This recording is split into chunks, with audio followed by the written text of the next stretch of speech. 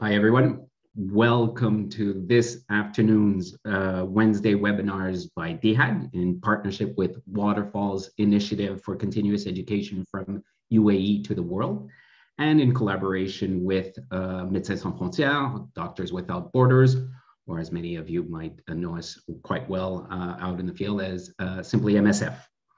My name is Sylvain Groulx. I have been fortunate to be working for MSF for the past 20 years. First starting off as a field logistician and then project coordinator before working a dozen years as a head of mission or country representative. My work brought me to many diverse conflict zones over the years, from the Democratic Republic of Congo to the Central African Republic, North and South Sudan, Haiti, Liberia, Chad, Iraq, Pakistan, and many more. For the past 4 years, I have been the operations manager for MSF Spain for Central Africa and Asia, and I will be moderating the session for today. I'm delighted to introduce today's speaker, which is Agustí López, who has been working for MSF since 2003. First, in the field of logistics as a field logistician, bringing him further to logistics coordinator, emergency logistics coordinator, with work assignments that brought him to a variety of contexts, whether they be armed contexts, natural disasters and epidemics in places like India, Sri Lanka, Angola, Ethiopia, Guinea-Bissau, Somalia, Kenya, Sudan, South Sudan, Nigeria, again, a long list of countries. He's currently working in our headquarters as an energy advisor. The topic for today's webinar is renewable energy in humanitarian operations, and specifically we will present to you the solar system installation that we have done in 2 hospitals in the Democratic Republic of Congo. You will have a chance to ask questions through the Q&A tab that you will find in the Zoom, and we shall select some for Agustí to answer at the end of this short presentation.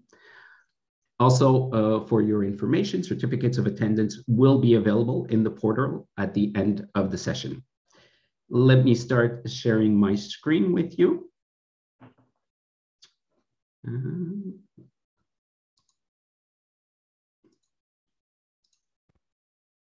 I hope everyone can see that.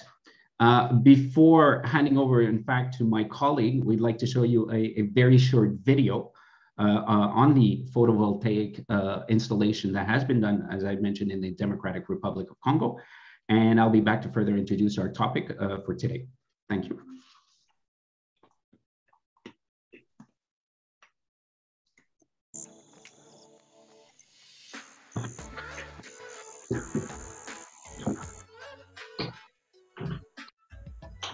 MSF en Congo trabaja en zonas que están muy alejadas de centros urbanos, son zonas rurales en medio de la selva de muy difícil acceso. Llevar la gasolina, toda la logística para que un generador funcione es inmensa y en estos sitios es muy complicado.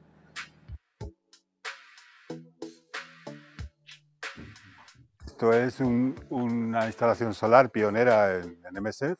Esta es la segunda instalación. De similitude, on peut dire qu'on a le même type d'installation, sans panneaux, la même capacité de batterie. Un total de unos 20-25 kilovatios de potencia en energía fotovoltaica, totalmente sostenible. Bueno, los paneles solares fueron adquiridos en Europa, vinieron por barco a través del canal de Suez hasta Tanzania, en Dar es Salaam. De Dar es Salaam fueron por carretera hasta Goma. Desde Goma vinieron en carretera o en barco, depende de la posibilidad que tengamos, hasta Bukavu. Y desde Bukavu los hemos traído en helicóptero hasta el helipuerto. Y desde el helipuerto hasta aquí, a mano, 2 personas, 2 porteadores por cada panel. Un trabajo inmenso. Pour l'hôpital général de Kigouloub, avec l'installation des nouveaux panneaux qu'on est en train d'installer, ça va beaucoup changer pour la prise en charge de nos malades. Parce qu'avant, On faisait même des interventions dans les noirs. Et tout l'hôpital n'était pas éclairé. Toutes les salles, il y aurait au moins de l'énergie capable de prendre en charge sur le plan médical donc les différents malades qui nécessitent soit l'oxygène. Tener un sistema eléctrico solar que permita una autonomía completa a un hospital en medio de la selva quiere decir que todos los pacientes pueden tener acceso a unos cuidados de calidad con un aparataje biomed que no se va a ver afectado por cortes de luz y por lo tanto los cuidados de los pacientes tampoco se van a ver interrumpidos.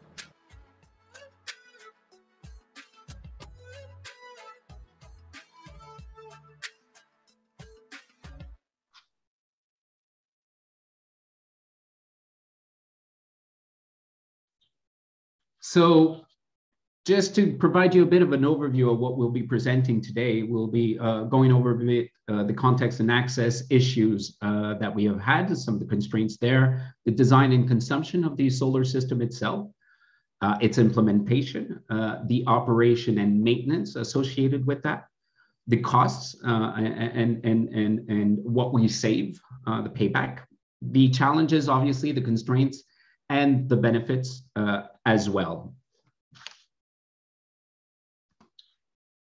This is just to situate you that the installations of these two solar systems have been done in two hospitals located in very remote locations in the province of South Kivu in the Democratic Republic of Congo, which you can see highlighted in red.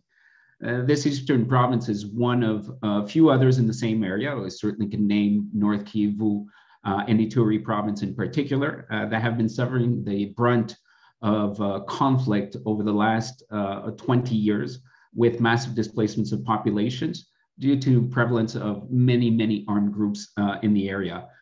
Just to give you a bit of an example, in the provinces of South and North Kivu, there are a little over under 150 different armed groups that have been that are being tracked right now, which, as you can well imagine, makes it a very complex and volatile operational area. Now over to you, Agustí.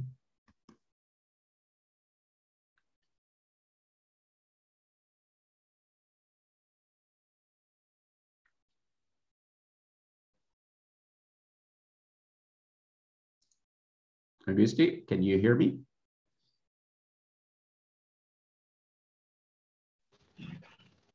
Sorry, I wasn't one. As Sylvain said, these two hospitals, Kusisa and Kigurue, they are located in a very remote areas with very difficult access. You have some data in the slide about these timings and this difficult access. So today is by MSF car and plus rental motorbike. So by year, also there is only the possibility of helicopter, which is a very expensive and complex operation, and there are not enough motorbikes to rent. Only UNS is flying 1 or 2 days per week with helicopter, and well, in the rainy season things are getting even worse. Also, we have the security, the context, changing of context, and the possibility of access closed for hours or days because this insecurity context. There you have some pictures of what we were talking about. These are the regular roads and how we get with the motorbikes during the rainy seasons to Kusisa and Kigurube. They are quite self-explanatory, the images. Yeah. Then for these two structures, we started with we had the diesel generators in both places. We were consuming like 20 to 30 liters per day, meaning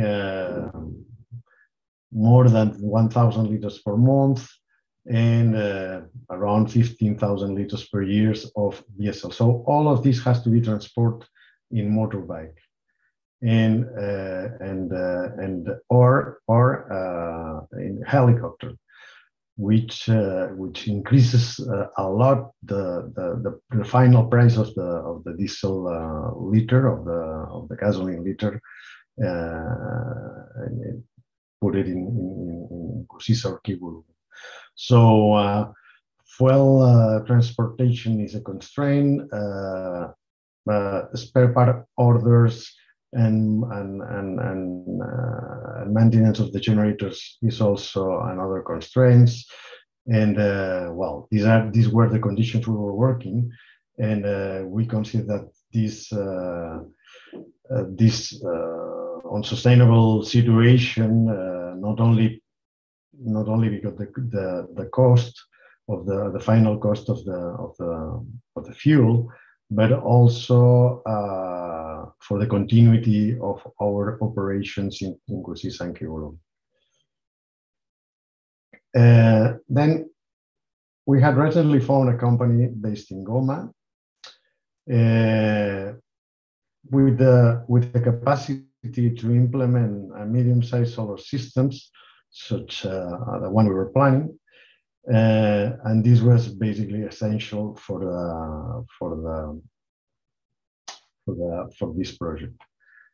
So here you have the main characteristics of the systems, of the photovoltaic systems we install in Cusisa and Kibulu.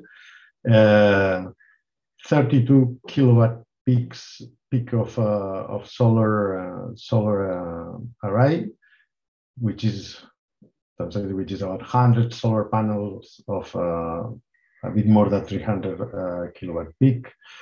Then we have a backup generator of 9 kVA, around 100 kilowatt hours of battery capacity. We have an output of a maximum of 15 kVA inverter, and yeah. And the regular consumption of these facilities is around 2 to 4 kilowatts continuously, let's say.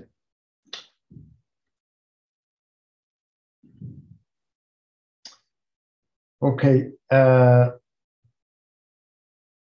implementation, as mentioned earlier, a local company was doing the implementation. These local partners source all materials. They were sent from manufacturer warehouses in China and Netherlands by sea to Tanzania and by road to Goma, and then transported by MSF to Cusisa and Kibulu by helicopter, trucks, motorbikes, and porters. The works of the installation of solar systems were fairly quick. It took around 6 weeks for 2-3 technicians to do everything. Fanny says that we had a project manager by our side on site, supervising all these works done by the company. As I said, the main difficulty were the logistics, transporting all the solar panels, batteries, and other things to the final destination. That was one of the main challenges.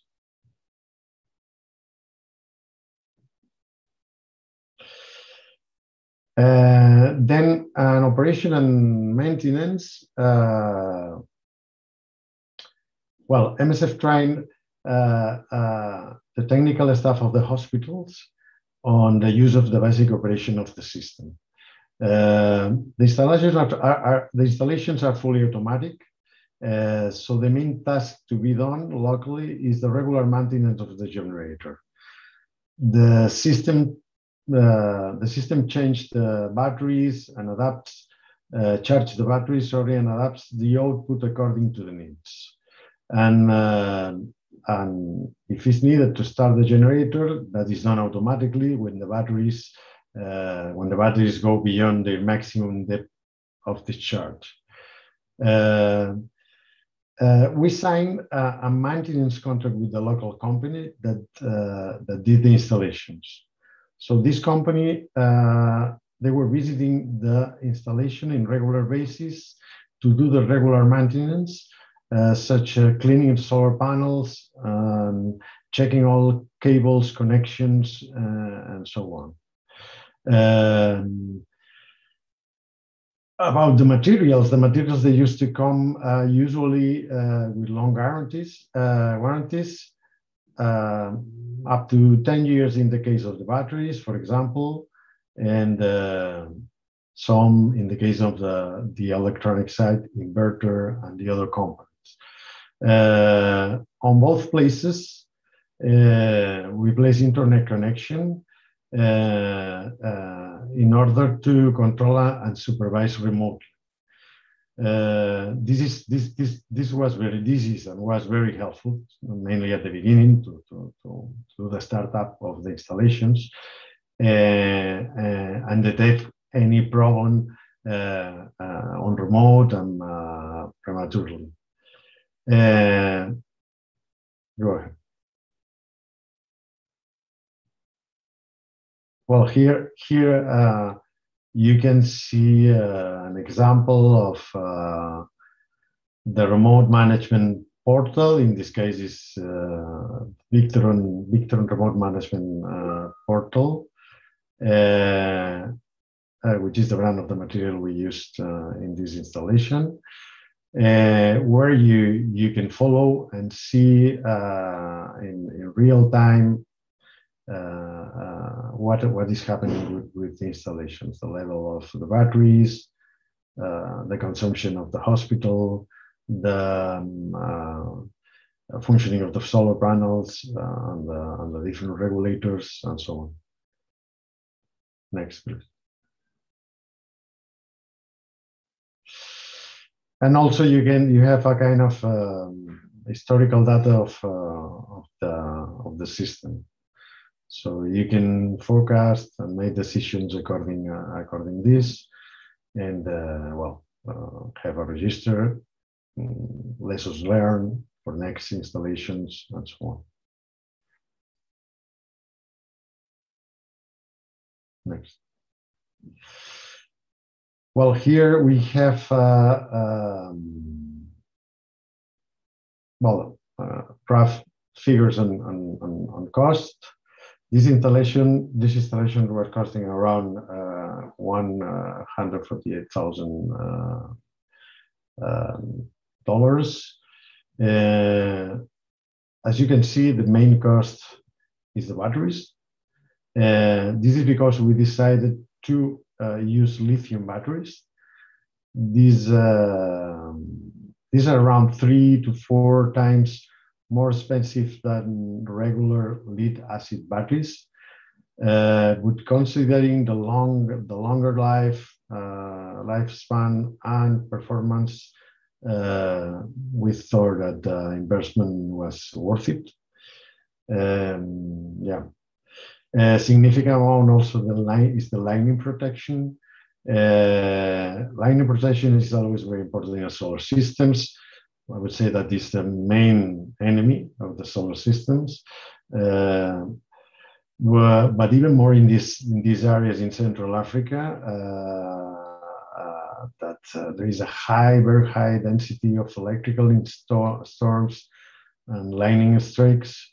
So that is why the lightning protection system in this case, we wanted to be sure, and we wanted to cover it. So that's why you have a significant amount in the final budget of the installation.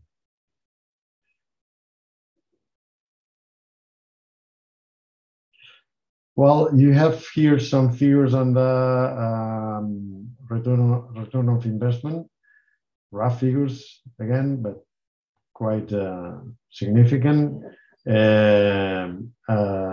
Fuel generator, the cost of the installation we have mentioned already. Fuel generator costs to run these hospitals on fuel, on generators, was quite high, even if we were transporting it by motorbike. Was pretty high by helicopter. You have the figure there. So very, very high cost. As I said, we're talking about final cost of $5 to $7 per liter sent by helicopter, and the generator cost the two generators cost $1,300. So the total cost in 3 years with generators running the installation with generators will be a minimum of $210,000 to $560,000, depending on transporting it by motorbike or helicopter. So the final cost of the solar systems, the system in around 3 years, including the servicing and maintenance contract with the company, is around $190,000, $200,000. So we forecast to recover it in about 3 years. Well, challenges and constraints in general. To find a reliable company was one of the challenges.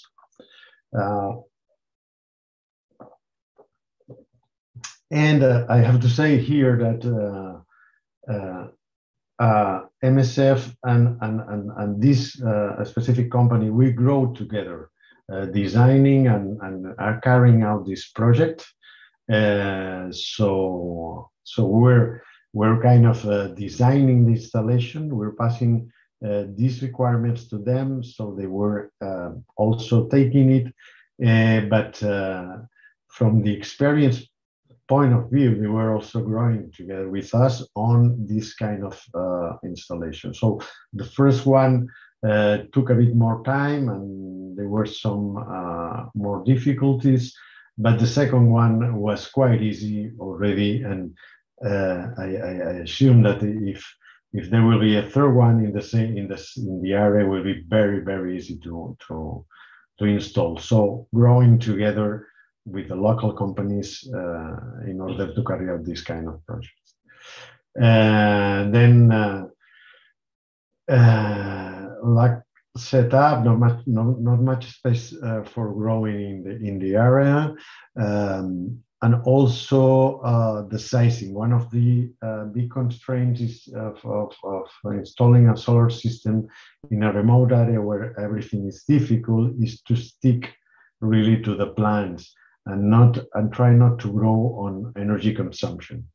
So this was an internal exercise that we did from the technical department here in MSF, together with the operations and the medical department, in order to ensure that we are going to cover these needs and we are not going to grow significantly in the following years. So the installation will be kind of small then. Then the training to the log management, logs manager and focal person on site in the project, and the other constraint is that we are depending on an external company for repairs. So as long as this company will be present there, we are fine. And we hope that the local companies will be there, because this is a growing market. This is renewable energy is something that is really growing in these areas, and yeah, we count on the local suppliers for this kind of setups. Well, benefits of this installation was quite well explained by the people in the video at the beginning of the presentation. I said These solar systems allowed the running of two second-level health center, health hospitals with 80 beds. These hospitals are fully equipped with OT laboratory, 24-hour oxygen supply, etc. So quite high standards. And with these systems, both hospitals are autonomous in the sense that security incidents and other developments that can affect the supply of fuel don't have a negative impact in the running of the hospital. So this is the direct impact on the operations. And then time, cost, final cost after return of investment, the real-time monitoring we can do of the installation, and the environmental impact, which is something that we are now including, is one of our main also objectives into MSF to reduce our environmental impact in our operations. Is one of the big benefits of this kind of installations, and specifically of these two installations. Well, questions and answers. Thank you, Agustí. That was very, very helpful to see this wonderful presentation. I see that we already have a few questions, but I will ask people if they're interested in having any questions answered, to please fill in your questions in the chat box, and we'll pick out a few and have Agustí answer them. Maybe one first question that has already been requested is, what is the approach of MSF concerning local purchasing of such equipment? How are you able to veto the suppliers? How can you actually ensure the quality of the products that you're buying? Okay, this is well, we of course we don't know. We need to one of the things that guarantees the continuity of our operations is the minimum quality of the materials we use for every operation. So regarding local suppliers, we kind of monitor the kind of materials they are able to supply. We don't, let's say, accept any material, but we kind of validate the materials they can offer. Then this is on the material side, and on the other hand, we are also in touch with these manufacturers that used to be international manufacturers, in order to get knowledge and expertise on managing them. So if the local supplier is not able to manage, or is not an advanced use of managing some materials, we can also support them from the technical department in MSF. So yeah, we basically bet, as I said, for these common growing MSF local companies, local suppliers, for this common and growing on expertise and so on, because we think that this is the way. Instead of sending straight away materials packed from Europe or from whatever region. So we believe on this partnership with local companies. Thank you, Agustí. We have a two-part question now. The first one is, if for security reasons a company is not willing or cannot, does not have access or the expertise, or is simply not available locally, could MSF or a specialized NGO have done it alone? Second part, was the investment done fully by MSF, or is there funding available through donors for these types of intervention? All right. The first question, yes. The answer is yes, could have done by MSF alone. I mean, as I said, like sending packs of materials. In fact, this has been done inside MSF before. Everything packed and together and sent to the field and kind of plug and play systems. This has been done, and yeah, can be done. But the problem is the later continue. If there is any problem with these installations, who has the expertise in the country, in the region, to solve it and to solve the problems, to fix the installation. Then, if you have to send technicians from Europe in order to fix these materials and this installation that you send to the field, everything become difficult and expensive. And if we are talking about constraints to access, because context or security questions for local people, imagine for foreign people. So that's why the answer is yes, could have done that way, but we prefer to do it that way. And the second question, Sylvain, was about? Well, I could answer. It was on the funding.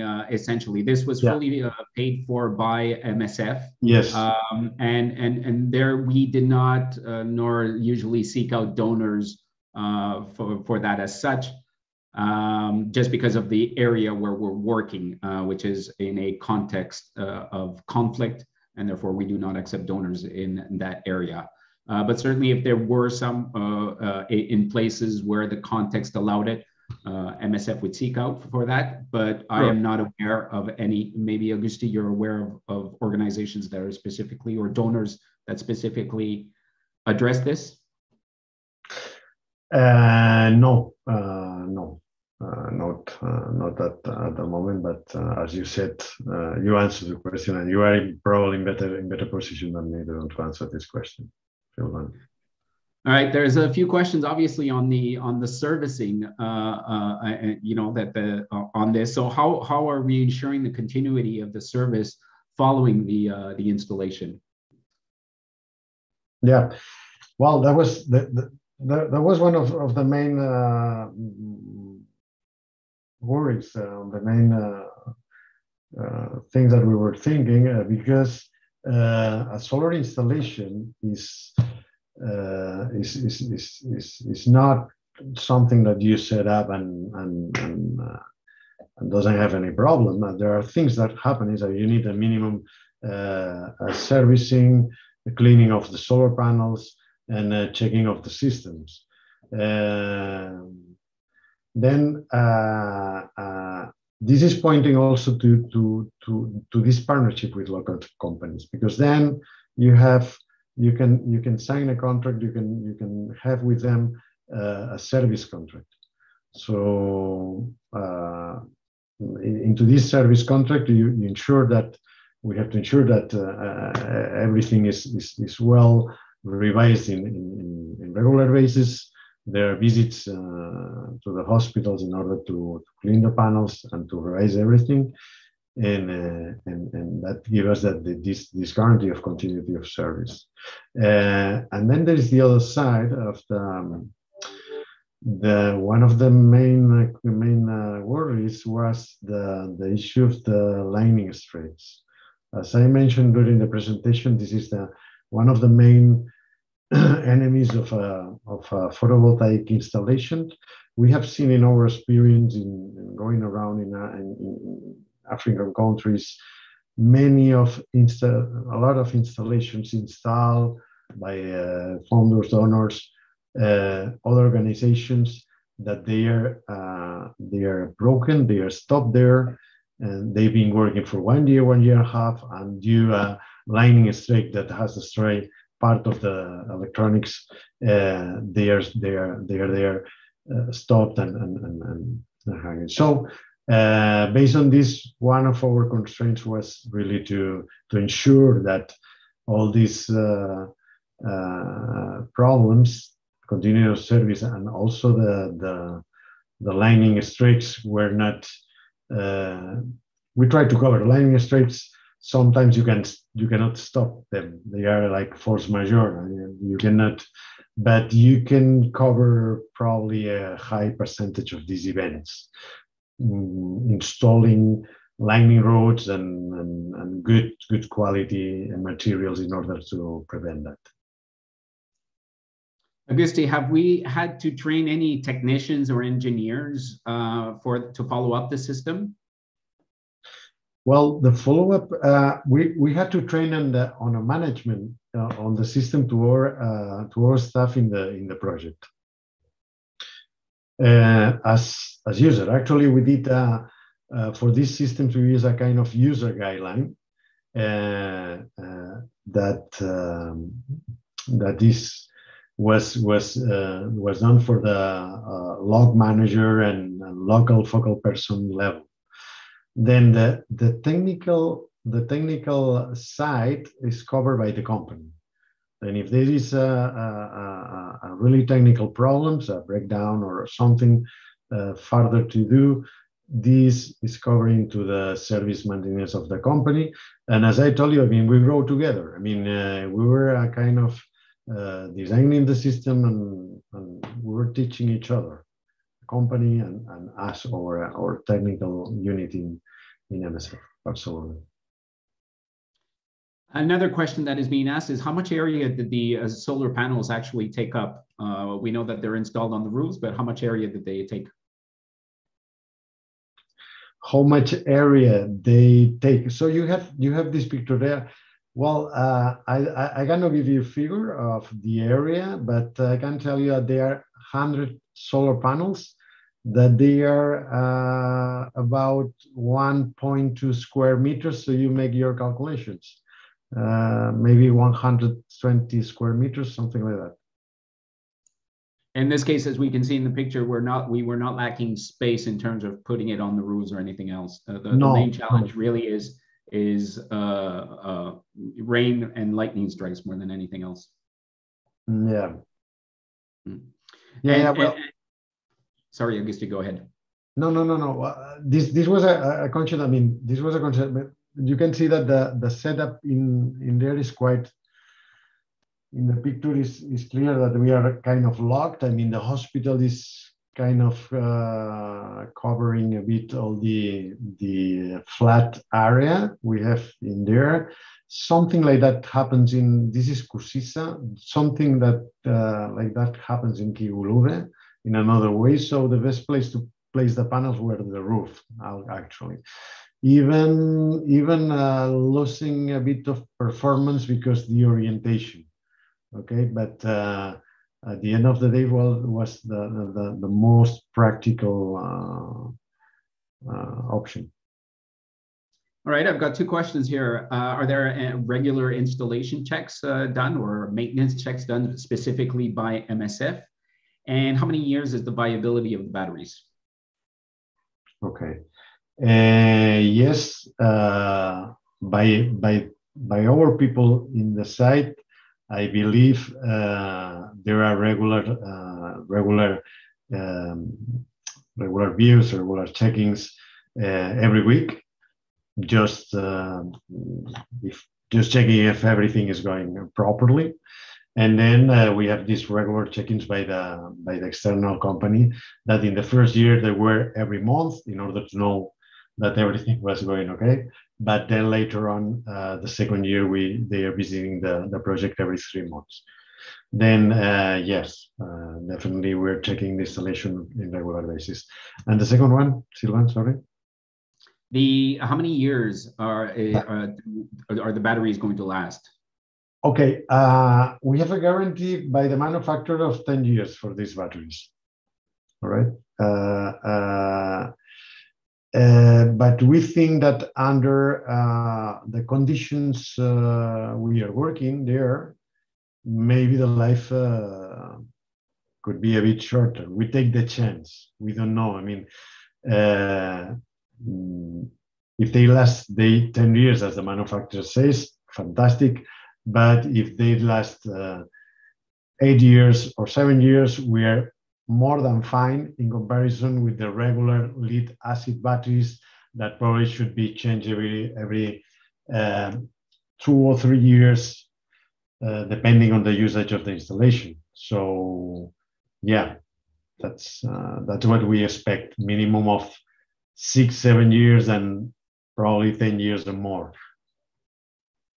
Yeah, and especially in this case, our return of investment was after 3 years, so it made a lot of sense. Yeah. There's a question here: how can individuals or NGOs who have maybe some similar projects or ideas in remote areas can collaborate with MSF? I guess sharing of experiences or things of that nature, or would there be any requirements, standards, anything of that nature, Agustí? But which actors we are talking about? I mean, suppliers, other organizations? I guess individuals or NGOs who probably have the same idea and would like to discuss and share experiences with us.